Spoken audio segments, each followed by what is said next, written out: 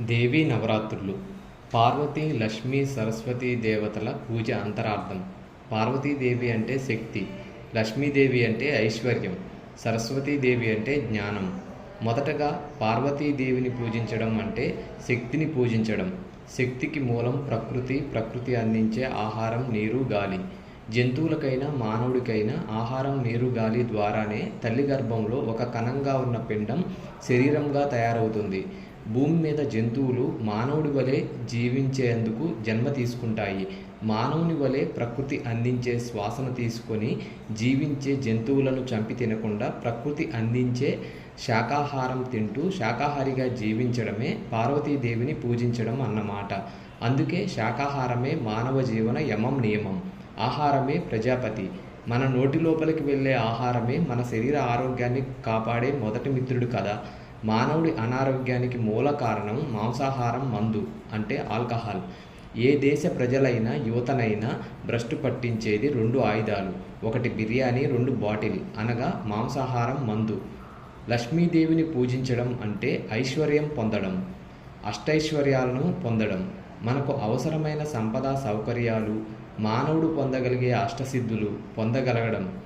ముఖ్యంగా మానవ జీవితంలో తీసుకుంటే ప్రతి ఒక్కరూ సరియైన జీవనోపాధి చేస్తూ, వృత్తి ధర్మం పాటిస్తూ, సమాజం యొక్క అవసరాలను తీరుస్తూ వచ్చే ఆదాయం సంపదతో కుటుంబాన్ని పోషించుకోవడమే లక్ష్మీదేవి పూజ. సరస్వతీదేవిని పూజించడం అంటే జ్ఞానం సంపాదించడం, జ్ఞానంతో మాట్లాడటం.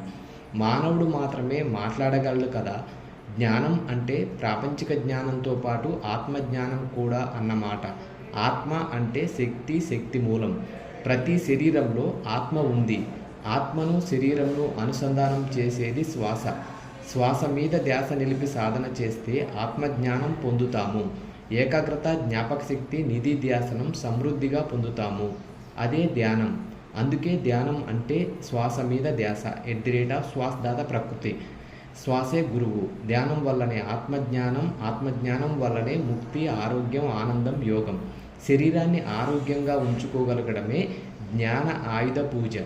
మనం మాట్లాడే మాట శాస్త్రీయ దృక్పథంతో కూడుకొని ఉండటం మరియు అన్ని శాస్త్రీయ దృక్పథాలకు మూలమైన శ్వాసతో, ఆత్మజ్ఞానంతో అనుసంధానమై మాట్లాడగలగడమే సరస్వతీదేవిని పూజించడం అన్నమాట.